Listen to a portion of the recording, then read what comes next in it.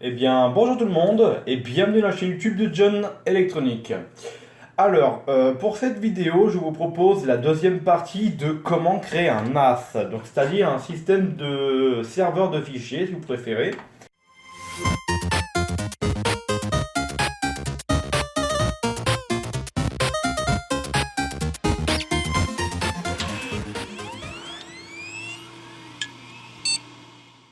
Donc, la majorité de cette étape va se faire via un navigateur internet, pas via le NAS, mais vers votre propre PC, un PC fixe, PC portable ou même Android. Et voilà, si vous voulez. Mais nous, on va le faire avec mon PC principal.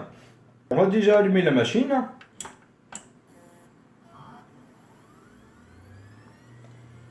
Voilà.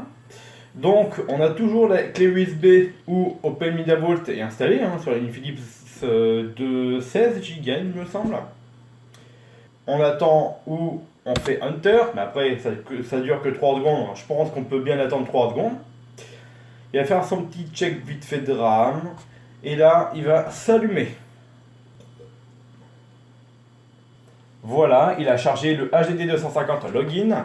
On peut se connecter, mettre le mot de passe, etc. Mais ça ne nous servira à rien. Donc HDD 250, voilà, c'est le nom qu'on avait donné à notre NAS, d'accord. Et je rappelle que 250 Go parce que ici nous avons deux disques durs de 250. Alors oui, je le répète, vous allez trouver ça petit, mais comme je vous dis dans la première vidéo, dans la première partie, c'est que pour l'exemple. Parce que vous allez voir quand on va faire le système de RAID 1, je le rappelle, c'est un RAID 1 qu'on fait. Plus vous allez avoir de capacité, plus ça va être lent. Et moi, c'est juste pour la vidéo, je ne vais pas vraiment faire un NAS juste après avec ce PC là.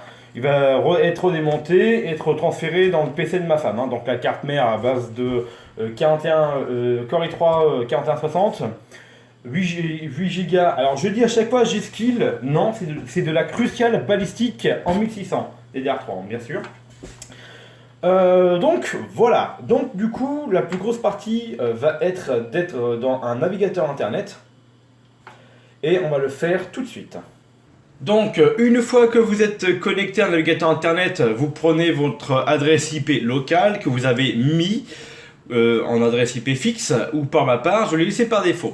Donc pour ma part c'est 192.168.1.50, donc l'identifiant c'est admin et le mot de passe je le mets, voilà. Voilà. Nous sommes à présent connectés.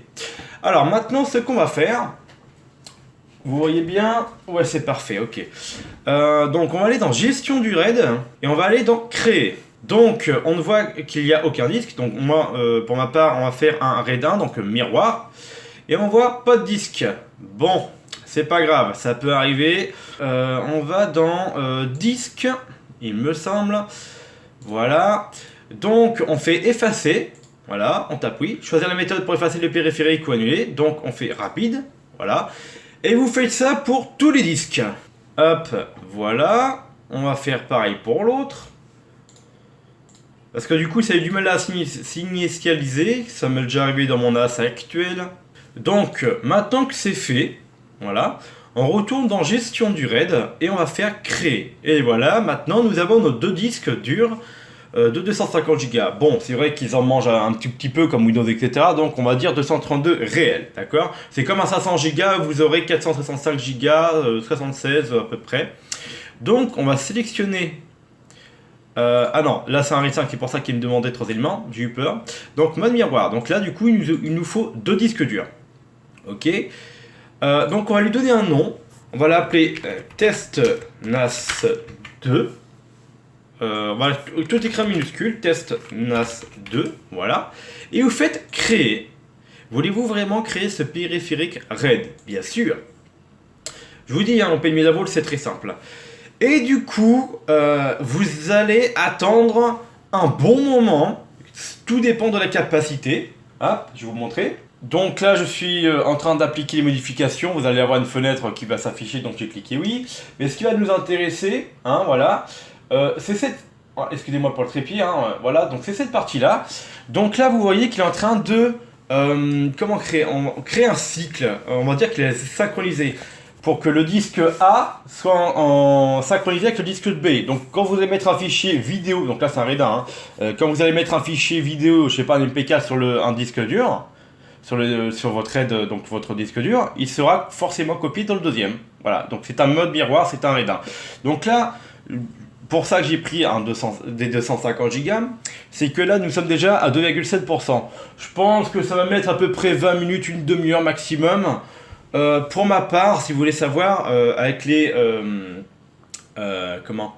avec mes disques durs de 500 Go, donc j'en ai 4 dans mon NAS actuel, donc j'ai fait 2 fois 500 Go, donc 2 fois 2 RAID 1. J'ai attendu presque 3h30 quand même. Voilà. Donc là, voilà, il est 3,6. Après, plus vous allez avoir de disques durs, admettons, celui, hop, je vais désolé un petit peu, voilà, celui qui a interoctet. Voilà, on va dire 5 RAID de 1 teraoctet pour avoir 5 TO. Franchement, prenez la journée. Voilà. Donc ça va être rapide. Donc voilà. On va attendre la fin. Et puis voilà. Là actuellement on voit le voyant travailler. On entend même les disques travailler à fond. Il n'y aura plus qu'à attendre. Bon, maintenant que ceci est terminé, alors maintenant tout n'est pas encore opérationnel. Donc il suffit déjà d'aller dans le système de fichiers. Donc là c'est notre clé USB, on s'en fout un petit peu. Alors on va faire créer. On va sélectionner notre périphérique, donc le montage qu'on vient de faire. Donc voilà notre fichier RAID 1, notre support RAID 1. Libellé, on a qu'à marquer HDD 250, voilà, vous pouvez marquer récupération, vous pouvez marquer ce que vous voulez, j'éviterai des espaces.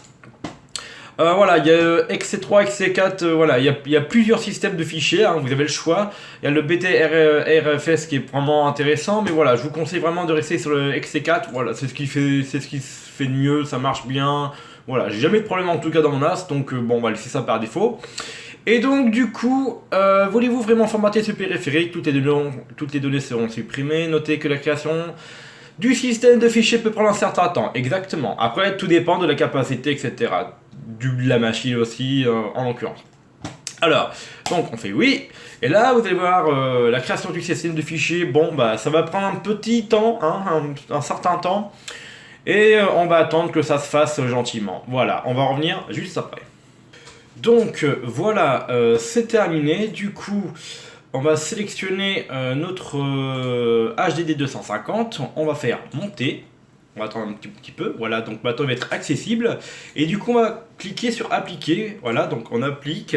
Bon, ça peut durer un certain temps aussi. Logiquement, c'est rapide. Voilà, ceci étant fait, du coup, maintenant on va aller dans voilà, dossier partagé. Donc on va faire ajouter. On va mettre un nom, on va rappeler ça HDD 250, voilà, par exemple. On va sélectionner notre périphérique, qu'on vient juste de monter à l'instant. Voilà. Tac, tac, tac. Donc là, après, dans les permissions, vous avez le choix entre plusieurs choses. Administrateur lecture et écriture, utilisateur lecture et écriture, les autres n'ont aucun accès. Voilà, donc nous, on va garder l'administrateur lecture et écriture, utilisateur lecture et écriture, et les autres en lecture seule. Voilà, ça suffit. Commentaire, il n'y a pas besoin d'en mettre, donc on va enregistrer ça. Donc maintenant on va aller dans utilisateur, si vous voulez créer des utilisateurs. Alors ce n'est pas indispensable, mais moi j'aime le faire, je l'ai fait dans mon NAS actuel. Donc on va marquer un nom, on va l'appeler, je sais pas moi, Polo, voilà. Commentaire, on s'en fout, voilà. Donc vous pouvez mettre des mots de passe aussi, on va mettre 2.0. Interdire à utiliser. Ok, donc on fait enregistrer. Voilà. Donc vous pouvez créer autant d'utilisateurs que vous le voulez. Donc ensuite, on va aller retourner dans dossier partagé. On clique notre périphérique. On va aller dans ACL. Voilà. Donc là, vous avez le choix d'autoriser que les utilisateurs que vous le voulez pour mettre en lecture seule ou aucun accès. Bon, ce serait un peu con de faire un NAS et pas y avoir accès en soi. On va prendre Polo. On va faire de lecture-écriture. Voilà. Ok. Et ok, donc ça c'est bon, ok. Donc là on va faire appliquer, on va laisser faire, donc on fait fermer, il va nous demander d'appliquer. Chaque modification, de toute façon, OpenMediaVault va vous demander d'appliquer des paramètres. Donc maintenant, vous allez dans les services et vous cliquez sur CMB CIFS. Bon, parce que du coup, il va falloir l'activer le partage, donc compatible avec Windows et Linux. Donc on va activer ce partage-là, on l'active. Voilà. Ensuite, le groupe de travail, il faut le laisser, sans quoi ça va poser pas mal de soucis. Après, si vous avez tout votre réseau local avec un groupe de travail tel que, je sais pas moi, Asus, c'est le top. Voilà, vous mettez ça comme groupe de travail. Non, je déconne, hein, vous fouillez pas là ça. Hein. Mais voilà, vous marquez Asus ou n'importe quoi ce que vous voulez, le même nom de travail pour qu'il soit détecté compatible. Je sais pas si vous arrivez à me comprendre, etc. Du coup, on fait juste activer. Donc, genre, on va faire enregistrer. Dans partage, juste à côté de paramètres, vous faites ajouter. Voilà. Donc on active, dossier partagé, on va le sélectionner, voilà, commentaire aucun, public, invité seulement autorisé, allez on va mettre invité autorisé, lecture seule non, navigable, voilà, donc tout est bon, on peut activer la poubelle mais moi je l'active pas, donc on va faire enregistrer, voilà, on applique les paramètres, voilà, et là je sais pas si vous remarquez, vous avez navigable, donc ça veut dire que normalement on peut aller sur Windows et accéder directement au NAS. Là, il va falloir aller dans réseau et vous avez le NAS HDD 250.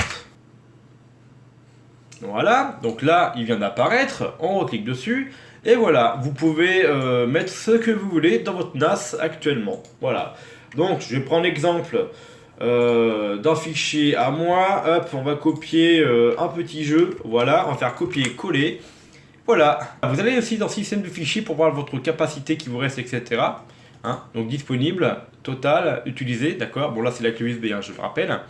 Un truc bon à savoir, le smart des disques. Donc moi je l'active toujours. Hein, voilà, je fais enregistrer et je fais périphérique. Donc là vous voyez la température de vos disques durs, d'accord. Donc vous voyez, hein, j'ai bien un Seagate à Western ici et les statuts.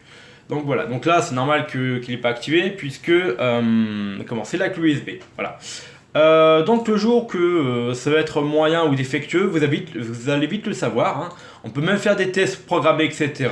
Hein, voilà. Juste un petit truc. Donc là on va appliquer. On applique oui, voilà.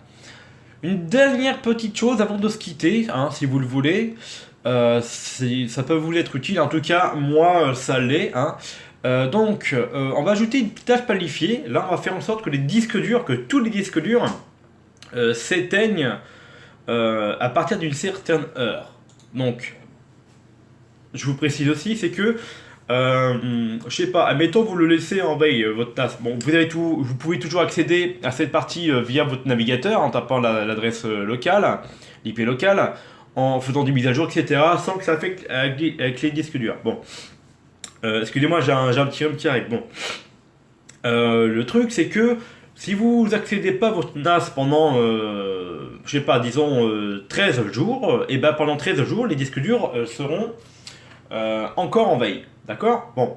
Et si, je sais pas, dès que vous voulez aller sur votre NAS, vous cliquez sur votre fichier, dans votre collection réseau, etc., via le Windows, via Linux, via des biens, ce que vous voulez, et ben les disques durs vont se réactiver automatiquement pour se rééteindre alors que vous avez choisi. Voilà. Alors, du coup, moi je fais activer une date précise. Donc, minute 0. Et je vais mettre, comme j'ai mis à mon NAS actuel, 22 heures. Voilà. Ensuite, jour, mois, tout ça, on s'en fiche. Et là, du coup, je vous mettrai peut-être dans la description, hein, si vous voulez. Là, je vais copier une commande qui est actuellement dans mon NAS principal. Donc, ça s'appelle HDParm. Hein, espace-y/dev/sd et après entre guillemets vous mettez le A, B, C, D, E, en fait toutes les lettres des disques durs. Donc si vous en avez 4 ça va être A, B, C, D. Si vous en avez plein, etc. Il ne faut pas confondre avec le lecteur CD et la clé USB bien entendu. Hein. Et donc on fait enregistrer. Ah oui merde, ah non la commande faut l'écrire là, excusez-moi, j'ai mis ça dans les commentaires donc ça ne sert à rien. Voilà, donc là on fait enregistrer. Voilà. Mais bien entendu, si il est 15h et que vous ne comptez pas accéder à votre NAS de la journée, vous allez faire exécuter la commande. Voilà, on fait exécuter. Et avant de cliquer sur démarrer, on va retourner sur le PC NAS, si vous le voulez bien. Donc voilà, nous sommes à côté du NAS. Maintenant, je vais cliquer sur démarrer. Écoutez-moi ce qui va se passer.